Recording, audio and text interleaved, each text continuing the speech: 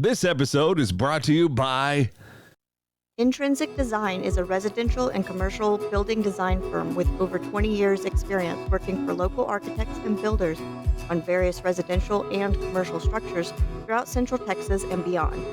Owned and operated by Michael Washam, you can reach him by phone at 254-913-5753 or by email at intrinsicdesign@gmail.com. That's NTRINSIC design@gmail.com. You can also check them out on Facebook.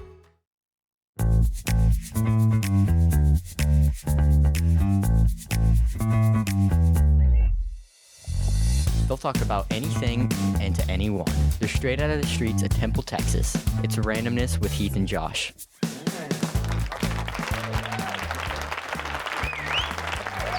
All right, we're back. What's going on, Josh? How you doing? I'm good. I could feel my heart pounding in my tooth. Oh, yeah, you had a root canal.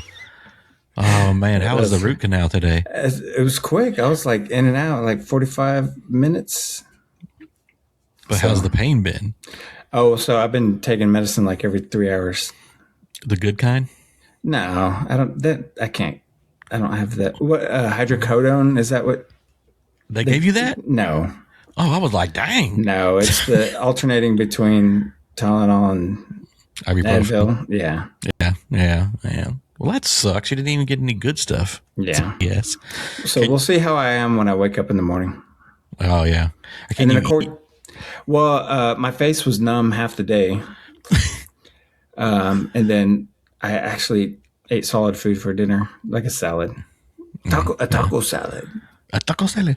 But get this, man, to determine if the tooth was the correct tooth, he did this test, and I forgot that he did this 2 years ago. I guess he takes a little metal pick or metal thing, and he squirts it with liquid nitrogen, and he touches it to the tooth. Well, the one that he did, that he touched it to, I'm not feeling it. And then the tooth that needed the work on, he resprayed the instrument and then touched my tooth. I shot out of the chair, man. Like if I was a rocket, I would have launched into outer space. He's like, there it is. That's the one. Yeah. He's like, I just want to make sure that we got the right tooth. And so he quickly administered all the shots to numb everything. But man, it like sent my heart racing, and I was hyperventilating. It was like, ooh. That sucks. Teeth pain, teeth nerves. They ain't nothing to mess with, man.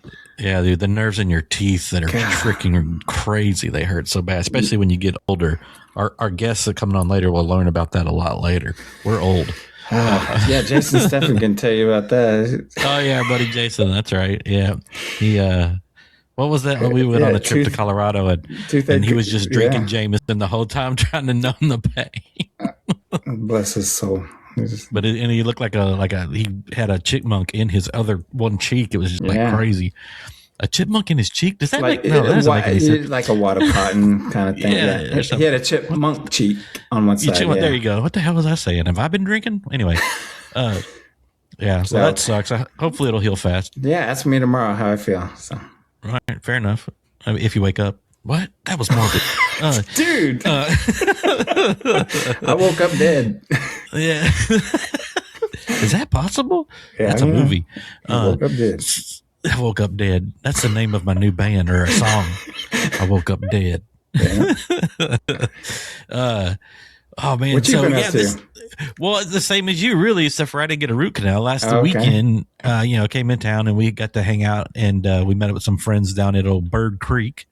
That was great. Out with some, shout out Brad Jez. We had not seen Brad in I hadn't seen Brad since high school. Well, no, I take that back, college, because I did see him at A&M a couple times.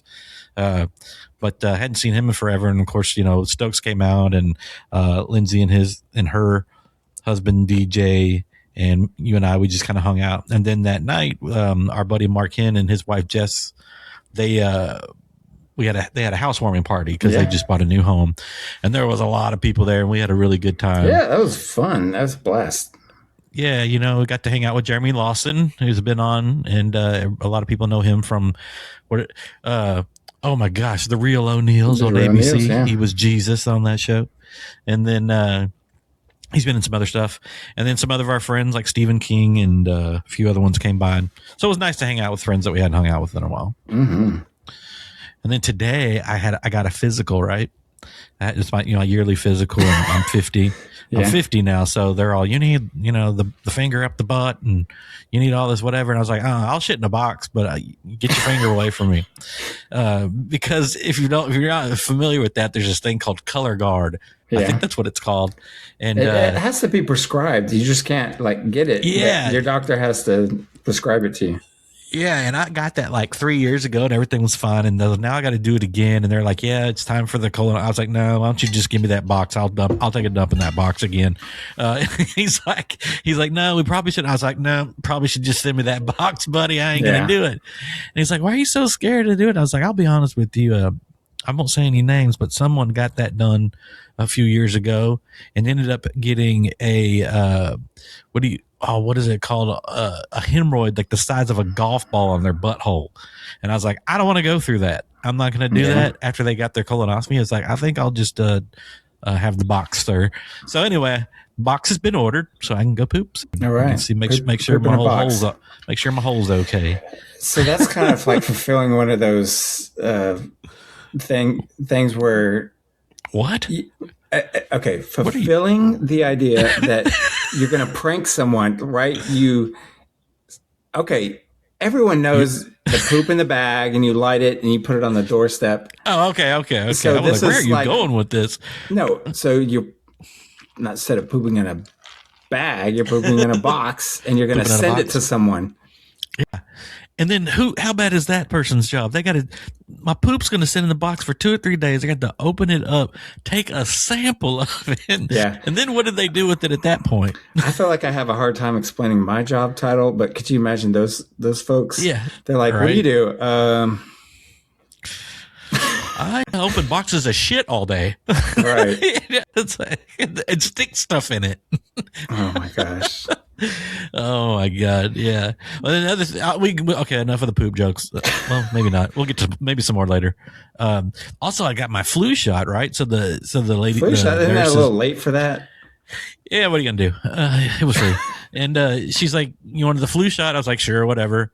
And I'm just sitting there, and she was talking. I was talking to her. I wasn't paying a whole lot of attention. Dude, she just stuck me. She didn't say nothing. I was like, "Hey, you gotta tell a man when you're about to stick him with a needle, So I kind of did the same thing. I just jumped, and I barely felt it because those needles are tiny. Yeah. And then she gave me crap. She's like, "All those tattoos on your arms, and you're gonna jump with that one needle?" I said, "Yeah, but I knew those other ones were coming, lady." Right. She started laughing, and then. When I had to get blood or whatever, it was the same thing. The lady kind of was just talking away. Next thing I know, she's like, "Here you go." And I was like, "Oh, well, what the heck, man? You people don't know how to tell people when a needle's coming." Man, you got poked and prodded and... Yeah, that's that getting old, man. It's not for sissies. Getting old is not for sissies. So young folk out there, just brush your teeth and... and put cream on your hole. And eat fiber. Put a little cream on the hole. That's right. Oh my God, our guest is looking at us like we're crazy. All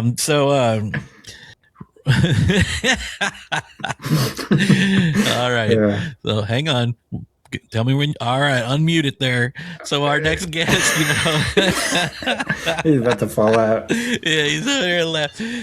Musician Jake Corley, aka JacObAllTrades. What's going on, man? How you doing? How are you? Speaking on that color guard thing, UPS has to pick that up, and I've seen a lot of leakers coming at them. They changed the color of the box because of that. By the way, I want you to know that.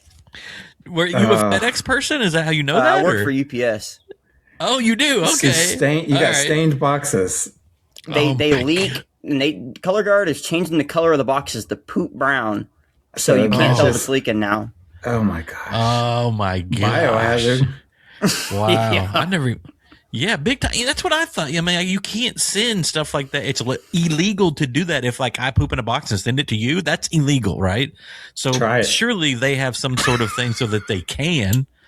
You want to talk about those people that have to deal with it? Wait until it's about 100 degrees in Texas summer and sit in the back of that truck. Yeah, That's when they feel exactly. That's my whole thing. And then my somebody's got goodness. to open it after all that and like test it. I'm like, how do they do that? Do they have literally, or they got clothespins on their noses and masks on? And I mean, what are they doing? I mean, Hazmat suits or something. You know what? I'm going to find somebody that does that, and we're going to have them on this show. 'Cause That would be fun. I need to talk about that a little more. All right. Anyways, so Jacob's came on. Real quick, Jacob, I meant to ask you before we started this. Are you related to Matt Corley? I am. I'm his nephew. Okay. Yep. Oh, you're his nephew. Yes, sir. Okay. All right. So we worked with him on our TV commercial. The kids at Temple High, they actually produced and made our TV commercial that we put out on KCN. Yeah. I actually text with Matt yesterday on something else, but okay. I figured so, because then there's several Corleys there in the Temple area. So. Yeah. Okay. Well, so let's just start it off, man. I guess tell us a little about your background. I guess you're from the Temple area, right? Yeah, I'm from the Temple area. I went to school in Huntsville, Texas, which is about an hour north of Houston. And the best way I can describe that place is, if you weren't an alcoholic going in, you're going to be one when you leave. Yeah, that's fair. There's not much to do there. There's 2 bars, and I had a lot of free time. Other than talking to the women, of course. You know, you got to sometimes. You got to keep yourself busy, but... That's funny. So did you go to high school there and that's where you graduated from? Or I graduated from Temple. I went to college in Huntsville. Oh, okay. Yeah. So you went to what is that? Stephen F. or Sam Houston? Sam Houston. Okay, yeah, I couldn't remember. I should know that too, because I had an uncle that spent a long time in prison in there. But anyway, my criminal justice class was right outside of the walls unit, so I've seen prisoner outbreaks. I've heard change that count everything. And I was in a frat there because that's the only thing you could do. I mean, I would see kids that would, go to class and not, be in fraternities. I'm like, how are you still here? Like genuinely, like transfer out or something. Yeah. Right. Yeah. No, I shouldn't have said that. He passed away, but, he was there for many years. So I'm familiar with Huntsville. So just kind of tell us where the music comes from and, what was your early experience with music and how it led you to what you're doing now? So I might look young, but I am young. I'm about to turn 25 here in a couple of months, but, I was raised, with my mom still having a CD case in the car. So, we're sitting there and we're going 90 down the highway. She's, hey, take this, pick out a CD. Okay. Right. And sometimes she was choosing while she was driving, and I was like, hey, I'm in the back seat here. Like, please do something. And it wasn't too scary then until I got into the front seat. I'm sitting there opening this thing in her lap as she's driving, looking down at CDs, looking up, looking at CDs, looking up. And I'm like, hey, there's a road here. There's cars. And so I've always been told that you kind of develop your own kind of musical taste and sense about 11 or 12 years old. And that's kind of where, a lot of the EDM kind of started to pick up. I'm talking, this is like early 2010s, late 2000s. And back in that time, I'm a very talkative person. I'm very social now. But back then, dude, you couldn't get 2 words out of me. I was a kid that would hide behind his mom's leg, meeting somebody new. I was the person that, I'm a nice guy, and I'll talk your ear off once I get to know you. But if you don't know me and I don't know you, or vice versa, or whatever, oh, good luck. You are not getting a word out of me. Yeah. And so I used music to escape a lot. And I grew up on Bone Thugs and Harmony, Boyz II Men, Eminem, whatever 90s on MTV could produce. And back then music was good. Put it very blatantly. Amen, brother. Your mom must be our age then. So she was born in '82, so yeah, she's getting up there. Okay, that's mom. If you're listening, 40, I'm sorry. Yeah, she's 43 then, probably, because my wife was born in the same year. So all right. Did she go to Temple as well? Okay, all right. She's Matt's sister. Yep. Oh, okay, that makes sense. Okay, should have known that. She graduated high school in 2000, so. Makes you feel better. Yeah. Okay, right on. Well, 94, 95. We're old. Anyway, but but you were talking about the CD thing or whatever, and we grew up with that. I mean, CD wallets, yeah. Yeah, I had the one with 500 CDs in my car at all times, and whenever I went somewhere, I would put it in the trunk and lock it because I was so afraid someone was going to steal it. Yeah. I still have them all. My first experience was I don't know if y'all remember these, but whenever they released the first iPods, like not the ones with the screen, or I guess it was the ones with the screen, the U2 album was already downloaded on it because YouTube paid like Apple like so much money. Yeah. And I don't remember what. So U2, I guess, was the first album, whatever album that was the first album I listened to on my own, and I hated every single song on that album.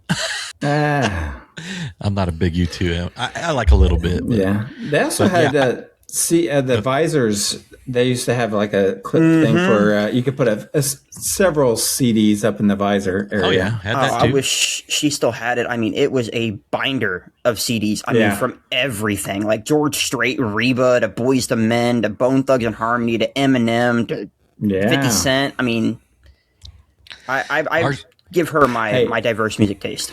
And now, if you were real rich, you had a CD changer in the trunk.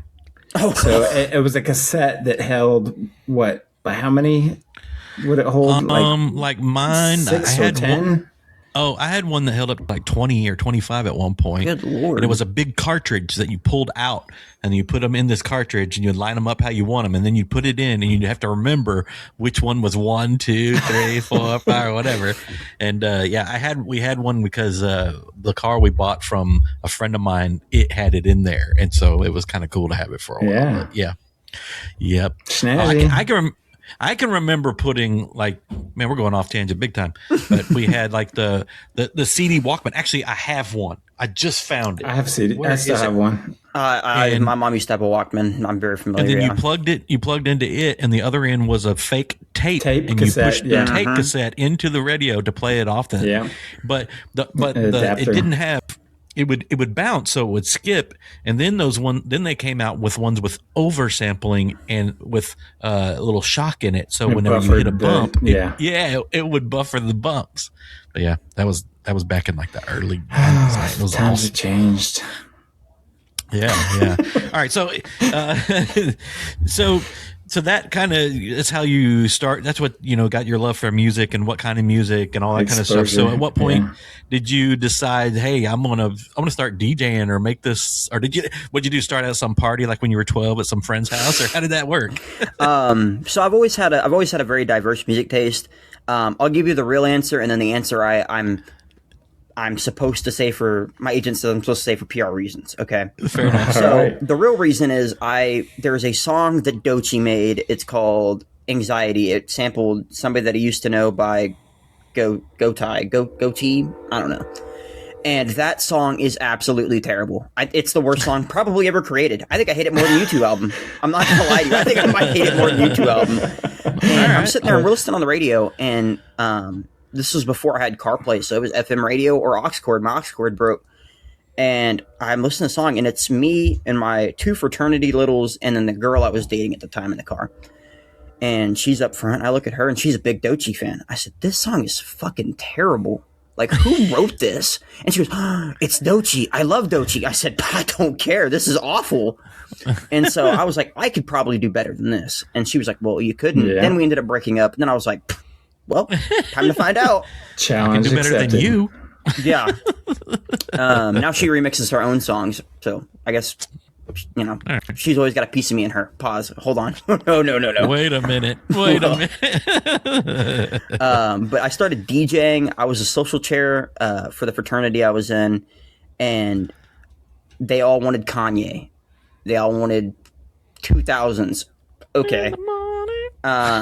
I was like, I want to do more than that. So I would, build crates and stuff like that. And actually, like, pretty much, I was just plugging my phone in, but, it was like you were hearing an actual set. Like, it was, best of everything: country, rock, pop, rap, EDM, stuff like that. It was, I've always found an enjoyment in making other people enjoy themselves. Because I know how it is to be kind of sheltered, and seeing people that are sheltered but come out to parties and events and actually enjoy themselves is a big thing for me. Right on. Okay. Just real quick, for people that don't know, EDM is electric dance music, right? Yes, that is the broad term. And then you have like house, techno, drum and bass house, progressive house. I mean, there's dubstep, acid techno. Like you have the broad term, subterms, and then even further subterms. And I'm just like, hey, I just like the the beat bop music, bro. I don't know what to tell you. Yeah. So do you consider your house, or what are you more? I would say I'm a mix between house and tech house, kind of like a modern club version. Okay. But I'm starting to lean a little bit more old Chicago house, where it originated, a little bit more soulful, a little bit more groovy, at least with what's coming up and everything like that. Okay. All right. So how do you start, like, what's your creative process? Because that's got to be, I don't know. We used to write music ourselves, but we were always doing like grunge music and things like that. But for this, it's got to be a totally different process. So when it comes to actual like beat making, I mean, I'm thinking of stuff all the time. I mean, literally, I think I have one thought in my head all day. Like I might have a big head. There's not much going on up here. Like I'm either replaying moments from like 10 years ago that I could have done better, or I'm just, the entire day. And then, so I have a studio vocalist sing on my records because I can't sing worth anything. So like I'll write everything and I'll just be like, hey, here you go. So everything you'll hear is either a story of my life written for a girl, a very generic club song, or something in between. So most of the time I get really drunk, to be honest. And then I also take a lot of like what I hear on the radio and like what I hear from other producers, how they do it. And I mean, I've always been a learner. I focus on that heavy. I see what's working for other people and I try to replicate it as much as possible, because if they can do it, anybody can do it. Because I've met some really terrible people in the industry that everybody knows. I mean, everybody loves this guy, but I think he's a terrible person because I've met him and he's not a good guy.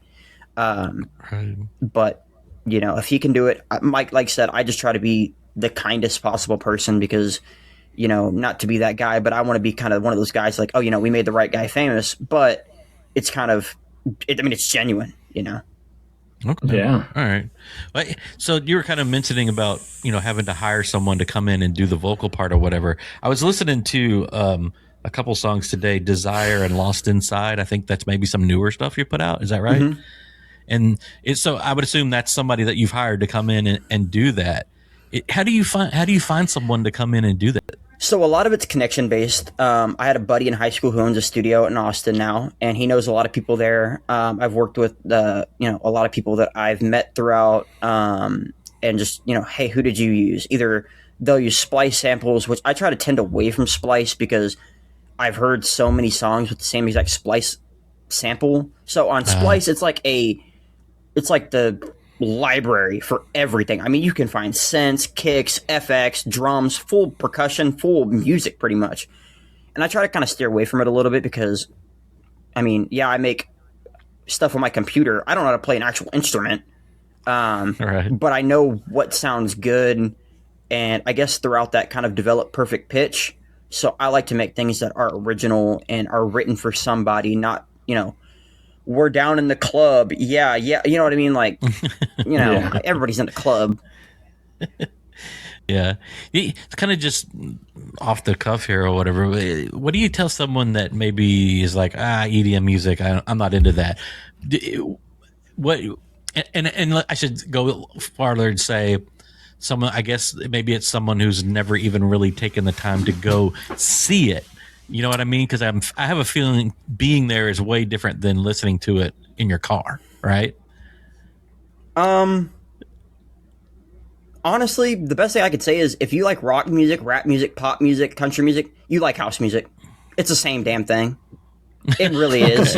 I mean, that's like country music, maybe not, but if you like rap music or pop music, you're gonna like EDM. It's the same thing. Like it's the same structure. They're doing the same thing I'm doing. Rap music, you're doing the same thing I'm doing. I just have a higher BPM and I'm using your instruments differently. Right. And I've seen, especially growing up in Temple, where it's a country and rock town. I get it. Like, I understand. They don't want to kind of go out and do things, but I've also met other DJs that have been like, yeah, we've tried to start house collectives and we've tried to start house music and EDM music in Temple, but we failed at it. Yeah. Well, not to be the age guy, but you're also like 40. You know what I mean? Like, sure, yeah. Realistically, like you're also No, it makes sense. If I go to a bar and I see a 40-year-old DJ playing house music, I'm going to take it a little bit differently than if I see a guy my age listen to house music and playing house music, because a person my age knows what's hot right now. Right. And knows what people want to listen to and is a little bit more relevant, quick on their feet, modern, learning it. Yeah, exactly. Okay. All right. That makes sense. With that, I mean, most house music that is out now is sampled. I mean, there's so many samples of like Rihanna and Drake and everything. I'm like, if you listen to rap music, you probably will like house music because it's just the same lyrics over a different beat. Right. And you bring that up too. Like, if you sample someone's music, how does that work? I mean, you having to pay them a royalty, or I don't even have no idea how that works. So there are some artists that have it like that you can turn up the pitch, you can turn up the speed. Speed Garage, which is a modern version of UK Garage, is a big thing now on TikTok and social media and streaming platforms. And it's a lot of Rihanna and Dua Lipa and stuff like that. And sometimes the artists will hear it on TikTok, especially from the bigger producers, and love it. A lot of these bigger producers can afford to pay whatever the charge is. But then a lot of people will just post it to SoundCloud. I mean, because SoundCloud won't monetize it, because Spotify, once you release a song, you're automatically monetized. Oh, I see what you're saying. Okay. You can post it to YouTube or SoundCloud because you're not automatically monetized. Like for example, if I record a mix on a board and it's none of my music, my stuff's not monetized. It's purely promotional content. So it'll monetize me eventually, but I'm not getting monetized off of that mix directly. I gotcha. Okay. That makes sense. I didn't know how that worked exactly. And there's so many different little weird laws about what you can and can't do even at clubs now. I mean, it's crazy. And you got to be careful even what you play at clubs and what bands you have there and all this BS. It's like, there's a thing called, you have copyright and then you have common use. So at a certain part, I know that a lot of like patents start running out. Like I think Mickey Mouse just came up on a patent release where anybody could use it. Yeah, I heard that. Yeah. I believe there's something called common use, which if I release a song that is okay to be sampled or used, I can refer it to copy or common use, and y'all can play it. It doesn't matter. Or I don't even claim it as copyright to begin with. Or if I verbally tell you or give you a written contract, hey, you're good to use it, and then somebody tries to copyright claim it, y'all can come to me and say, hey, they copyright claim me. I go and say, no, it's okay. Okay. Pretty much. It just sounds like a lot. It is, yeah. I think that's part of what that killed the golden age of hip hop. There was a lot of sampling going on, and it was very creative. And there's derivatives and samples going on, and it just made it very interesting. And when they started cracking down on that, I felt like the creativity of hip hop greatly decreased. It's like, because now everyone wants the money from that 2 or 3 seconds. The real big problem with it is everybody's sampling the same song. They're sampling the same songs. They're trying to recreate each other. They're trying to one up each other. But what is that? What artist said that? It's like every good artist steals, right? There's like nothing original. You're innovating on something else, right? It somehow, yeah. So. That's the best way to grow, and I should probably take my own advice and start remixing, but I find more joy in producing original content. Because, I mean, I can go remix Rihanna, and it's great, and it blows me up. But if I produce something like Lost Inside, which is literally about, a loss of self-identity throughout this whole blow-up phase, or small blow-up phase I'm going through right now, which one's a little bit more meaningful for me? A remix of Where Have You Been or this song? I'm obviously going to choose this song that, is coming out in March and it means something. But so Heath and I took art classes in high school, and some of the fundamental things that we did was we copied artists that existed. We tried to paint like Van Gogh. We tried to paint like, Picasso. And it's because to mimic that style and get the basics, then you have like a foundation to grow on. So you got to start somewhere. You got to learn from the masters, right? So as a young man's advice from a personal lesson, I had an 8th grade art teacher who would never give anybody an A because you are not Picasso, you're not Van Gogh. But nobody ever got an A in her class on any project. It was always an 89 or below. One of them. If you continuously copy somebody musically, artistically, you're not learning the basics. You're learning how to copy somebody. Yeah. The best way to do it is, no matter what you do, whether you do music, you do art, you work a job, you have kids, you have a wife, you have a family, you're never going to be perfect. You're always going to fail. There will be moments in your life you are always going to fail. Your kids will say you're a bad dad because you didn't let them go outside or you didn't let them play in their game. If you don't try to keep originally correcting yourself with no other outside entity informing you of what's right or wrong, you're never gonna be where you want to be. You're gonna be where other people want you to be. Yeah. Okay. Yeah. That's a way of looking at it. That's for sure. I never thought of it that way, But all right. Gotta come original now. Gotta come original now. You got to come original now. Anyway, they got serious too fast on us, Jacob. Hang on. Sorry. We gotta reset here. No, you're good. But the other thing I was going to say too is, and this is totally different, and I meant to ask you before we got here is when you go, let's say, I don't know, even if someone doesn't hire you or whatever the case may be, and you go to an event and kind of what's going to happen at that event as far as what type of people are going to be there, blah, blah, blah. How do you build, your set before you go, or do you? This is going to sound like a really big man of myself. I adhere to the women. Fair enough. I adhere to the women. If you're a guy there, I don't care what you're. I don't care. If you're a guy there, I don't care about you. I'm adhering to the women, whether I'm going to talk to them or not. I'm adhering to the women. Dance. The women bring the guys, and you want as many women there as possible. So I'm adhering to the women. I'm adhering to what they want to hear. I'm adhering to stuff that an older person can walk in and be like, I know this song. It's a good flip. I like this song. And I mean, that's what you got to adhere to. You have to adhere to the women. Okay. He's reading the crowd. Next question. Go ahead. My bad. Oh, I said he's reading the crowd. Yeah. So, next question there then is, do you, man, I forgot what I was going to ask because I was thinking about the women. Well, I was going to ask you, what do you enjoy most about doing the live shows? But you kind of answered that, I guess. I love the live shows. I love seeing people have fun. I love seeing the women dance. Women love the DJ. Women love the DJ. Oh, yeah, for sure. What do you have like a most memorable performance? Maybe previous, before, like now. I know you got this little blow up going on, and I want to talk about it in a minute. But like privy to that, have you had like a really cool, like, whoa, this is a really cool performance I've been a part of? Or I played a frat party last October on Halloween, and I'm an older guy at this point. I'm like 24, but they're hiring me as a worker, so I didn't feel weird because I still knew people there, like the older guys, but. We literally went to like 3 o'clock in the morning. The president had, like, the cops showed up to shut it down. The president was like, please shut us down. Like, we're ready to go to bed. And I'm sitting there. And at that point, I had went to work in the morning, drove all the way down to Huntsville, drank all day. I mean, I was pissed drunk.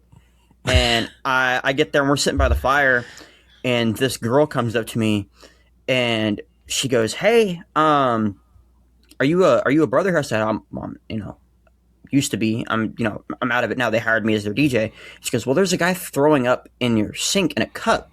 And I said, whoa. So what? And she was like, yeah, he's throwing up in a cup in the sink. I said, okay. So I walked in there, and sure enough, there's a guy throwing up in a cup in a sink. And I'm like, you want a trash bag? Like, please, I don't, they don't have to clean this. And I finally got him taken care of, and the guys behind him are behind me are heckling me like, take care of him. I'm trying. So I walk back out the back door, and the girl that came up to me, like, grabbed me by the waist. I said, "Hey," I was like, "I might be a little old for you." She's like, "Well, I like older guys." I was like, "I don't like younger girls." So, hey, we're gonna settle down on that one. I feel like that was the most memorable performance just because of everything that happened that night. I mean, it was a mess. Yeah. Okay. I don't know who keeps hitting their microphone, but that is so loud. My bad. I had dropped my phone on my table. I'm sorry. I'll edit that out. That's like it was loud. What do you do? I mean, okay, let's do this before we do the outside of music stuff. So recently you were covered on the news and the newspapers and all this stuff because of something to do with Netflix. So I didn't look into it on purpose because I really wanted to hear it straight from your mouth because I knew it would probably be misconstrued through the news somehow. So that article was actually pretty spot on. Okay. Because I talked to Ian and we had a one-on-one, phone call, and he wrote it pretty much straight out of my mouth. Okay. Obviously there was little things for, word constraints in there, things were left out, things were added, like the filler words and everything like that. But it just really lucky. I mean, that's all I can say is it just really, really lucky. I submitted probably not even exaggerating hundreds of sync license of just songs of the same song to different sync licensing companies, different songs to the same sync licensing company, so much that I think they got tired. I mean, just said, you know what, whatever. And finally one stuck, and I think that it's, probably one of the ones I didn't think was going to stick, but they were like, we love it. And I was like, hey, okay, if you say so. And I think that was probably the best thing to happen, really, because that news article got me on here. It got me in with KTCP, the new local radio station. I think I have an interview with them here pretty soon. Not tonight, but sometime soon. I don't know. We're still working on a date. It's gotten me shows. It's locally. I mean, it's gotten me everything. And I got to thank Ian for it. I got to thank, the Telegram for it. And it was a lot of stress. There's a lot of stress that goes behind it. And a lot of I keep thinking to myself, I feel like I'm plateauing a little bit, even though I'm not, because I feel like I should be a lot further than I am. But I've always thought that way. I shouldn't, but I kind of compare myself to other artists or other people that I know when it comes to music, where I am at in life, stuff like that. And I guess that was kind of a kick in the face that I needed to kind of be like, hey, Jacob, you're okay. Like, trust me, you're doing what you need to do and everything's fine, Yeah. So let's rewind just a little bit. So a sync license, is there some type of platform that you submit the works that you've created, and like who's looking at it? Is it movie studios? Is it what's going on there? So it kind of depends. Sync licensing is kind of a broad term. It can be used for movies, TV shows, video games, commercials, anything. And it's kind of just like the blanket term for it. So at first you go through a review process. The reviewer for the actual sync licensing company looks at it. They're like, okay, this is good. Let's share it out. And then you're kind of fishing a little bit and you're kind of waiting. I think I waited on that one sync licensing deal for 2 years. Mm. So you put something out there and just kind of like, okay, let's see who takes interest. That song got released through TOG. It's The Other Guys, a collective that I'm with in Atlanta. And kind of like my label pretty much that I'm signed under for this upcoming album and a lot of my most recent stuff. And it sat in my drive for the better half of 2 years. I think it was the first song that I made that didn't sound like absolute garbage, if you want me to be honest with you. And it sat in my drive for 2 years. And finally I just said, you know what, whatever, I'll send it to a collective. They'll take it. Nobody else will. And they loved it. And it fit their vision perfectly. So much that they booked me for a set that they do in Atlanta in May. And it's a little bit different to get booked by a venue than it is a collective. I would say getting booked by a collective means you're probably on a better path, but that's neither here nor there. But I mean, that sync licensing deal sat unread in my email for 2 years as a sent email. I was just waiting. So how did you even come across that type of service or that platform? It's like, did you Google it? Did someone tell you about it? Like, hey, you should submit your music to it? Or like, how did you first come across that? I've heard a lot about it. Back whenever I first had it, streams were paying a lot more than they are now. You're relying on live shows. You're relying on other things. Sync licensing didn't really become a big deal until recently. And then one of the guys that I know, his name's Amit Harris. He's from Chicago. He's my kind of quote unquote unofficial agent / manager next to my other one. And, I kind of, he's been talking about it. He said, that's where the money is. He said, that's what, if you're chasing money, that's where the money is. I said, well, I'm not really chasing money, but can't hurt. And, Sure. So I submitted that, and I mean, it's just kind of been, it's been a long couple of months since then. Cause I mean, I was at work. Everybody's talking to me about it at work. I go to the grocery store. Somebody knows me. I go, I get the day the telegram got released. I was at the gas station pumping gas, and this lady came up to me. She's like 70 years old. And she goes, "You were in the news." And I'm like, "Yep, I had to read the paper. Thanks, appreciate it." But I was just nicer. I was like, "Yeah, I'm Jacob. Nice to meet you." I was like, "Thanks." Yeah. But it's been a weird couple of months since then. I mean, it's honestly undescribable. I was going to say it's probably been a great couple of months. It's been about a pretty good year for you the last year, I would think. So the year didn't really pick up till like August or September. Okay. But that's whenever I released. I released an album in April last year, and I released one I believe in September last year, somewhere around there. The one in September was better, in my opinion, because I took what I learned from the first album, and it was kind of like so the one that it's coming out in March is like kind of the end of a trilogy to it. And then if we go on a tangent, I can explain a little bit more about that in a further question. But that's kind of the end of the trilogy to it. And I think that the one's coming out is quite literally my best piece of work yet. Okay. Before we talk about that though, let's go back again. Cause what exactly happened with Netflix? Like, okay, they like your song. Now what happens and what do they do with it? So I won't know exactly where it's at until I get the cue sheet for it, which will come out after the release and later this year. But obviously I'll probably see it before then. But they'll send me a cue sheet kind of just saying, okay, your song is used from this timestamp to this timestamp in the song in this section because of this reason. And like, this is why it fits. This is why we used it. And just because they signed the song doesn't mean they necessarily have to use it. You know what I mean? Like they're going to pay you for the rights, but they don't necessarily have to use it. Something can get cut out.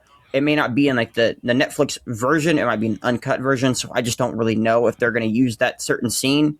They're still going to pay me for it because they still have it in their drive. But they could just not use it. It just kind of depends. At that point in time, they thought it was a good fit. So. Okay. Cool. So they can use it for anything that's produced or made by Netflix as far as a movie or show or anything goes, right? So they would have to use it for that movie if they decide, okay, this doesn't fit this movie, we're going to use it for this TV show. They have to pay me again. Okay. But they can put it in any one they want, technically. Yes, yeah. But every time they've already signed the song, but they have to pay me again. So it's basically like a deposit. They're like, okay, we're reserving this for this particular show, movie, all or nothing, but we're going to pay you to hold it and possibly use. The best way I can describe it is it's like booking a hotel room. You have to book the room. If you want to switch rooms, you have to pay a fee to switch rooms, but you can switch rooms. Okay. That's fair. All right. Before we go into the other last part here, tell us about the album that's coming out in what'd you say, March? Yes, sir, in March. So, in March, okay. The album's called Ego. He calls you sir. Hey, that's how I was raised. I got a white beard. It's you have to. Santa Claus. I'm calling you Mr. Claus. Easy, Jacob. Easy. Let's bring it down a level. All right. So the album's called Ego / System. It's the third of a trilogy. You have Far From Familiar, Collapse into Chaos, and then Ego System. And Far From Familiar that's when I really started to kind of get where I was going, or at least on the right track. And I mean, I started a residency, started playing shows, and I was like, this is not right. Like, there's something not right here. There's evil afoot. There wasn't, but that's how I felt. And then collapsing the chaos was, life gets so chaotic, juggling a job, juggling a social life, juggling, music and everything like that. I kind of just, internally kind of collapsed and succumbed into like, a darker part of my life, where there was a lot of alcohol consumed, a lot of times where I would, just sit and kind of Kanye myself and just not talk to anybody, just kind of do my own thing. And then with this one, it's kind of like the main thing behind it is everybody has an ego. It's how you kind of maintain it and how you, present it. And then, with the system, like using the brain as kind of like a system is, to kind of get out of the darker times, you kind of just have to delete what's going on and refresh and just kind of do it again, try again. And that's kind of where I first kind of got my first big hit on TikTok with a song called Different Man. It's a big room house, which is pretty much like a big warehouse version of house. Just to kind of fill a bigger area essentially. And so there's a lot of big room house on it. One dubstep song, a lot of tech house. For 14 songs, I even got a full choir to sing for a song. it's nuts. Nice. And I think that there's been a lot of IDs that I've been dropping on Facebook through like little snippets. And I love every song. I'll sit there and I don't even listen to Spotify anymore. I'll go to the Dropbox links and just listen to it on repeat. I love it. I think it's, and that's the end of the trilogy. It's kind of, we're refreshing, we're resetting, and we're trying it again. Nice. Okay. All right. Right on. So we'll get back to some of that too, but before we get to the end there where we tell everybody about all your stuff, what do you do when you're not doing music? I know you said you work for UPS, but besides that, is that it? Is there anything else that you do? Boy, I go to work. Sometimes if I have some free time, I'll go out and hang out, eat dinner, drink with some friends. I'll go out on hikes. I'm a big fan. I've always been a big fan of just driving around, wasting gas, pretty much. Okay, so local hike spots. What are you talking about? Like Miller Springs, the one out there by Stillhouse, Chalk Falls, yes. Yeah. Dana Peak's a good one. Yeah. Okay. And I literally work, come home, rest, work on music, watch YouTube, watch like Twitch, and go to bed and do it all over again. My life is just a repeating record right now. Yeah. I like that touch grass aspect, Sometimes. Get out there in nature. Sometimes. Yeah. Get some sunlight. I'm already white enough. I need it. You mean both, buddy. I keep autofocusing with my hand. That's a problem. If people that have become your fans and are hearing this and all that kind of stuff or whatever, is there something you can tell on yourself, like maybe something they may not know about you, or like, what do you call it, a guilty pleasure or something like that? Oh, okay. So a couple of people know it. Sometimes if there's a guy that does karaoke, his name's Brad. He does it at Future Q's. He'll do it at Green Door. One time I was there, my buddies bet me like $10. I wouldn't go sing, or I lost a bet of what are the odds, and pretty much what are the odds? Like, say Josh will say, like, he'll guess, or he'll think of a number. Me and you have to guess it, and if he says the same number as me or you, whoever number he says the same has to do it. So if like he's thinking of 5 and I say 5 and you say 3, I have to do what are the odds are. So I had to sing "Oh Canada" one time for karaoke because they didn't have the national anthem. But my guilty pleasure is I love old school Taylor Swift. I actually really do. My go-to karaoke song is "Our Song." Night. We're gonna have to go. That's my go-to karaoke song is "Our Song." And I like making people happy. I like seeing people smile. I like making a fool of myself to make people happy. I have no real ego behind that. I'll sit there and look like a fool for 45 minutes if it makes you laugh the entire time. I don't care. Yeah, that's how I am. No shame, man. Just be you. Absolutely. Be you. Yeah. All right on. Well, if there's somewhere we can go to see everything JacObAllTrades, where do we go to get that? It would be JacObAllTrades.net. My mixes, upcoming shows, merch, everything is there. How to book me is there. And I play at Neighbors on the 13th. That's where you're going to see it live. That's... Oh, right on.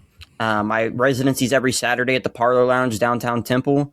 So you get to see me in a little bit more club, open format DJ kind of vibe. But if you want to see me for what I am, it's going to be at Neighbors. Okay. Right on. Well, shout out Neighbors and Rob Brandenburg. There you go, buddy. You got something out of us for free there, Rob. Rob's such a good dude. Hey, man, thanks for coming to hang out with us. We really appreciate it. Everybody go check out JacObAllTrades.net, right? Is that what you said? Yes, sir. .net. And check everything out. Jacob Corley, thank you so much for hanging out with us, man. Absolutely. We'll catch you guys next time. Thank you. Thank you. I'm gonna go Kanye myself.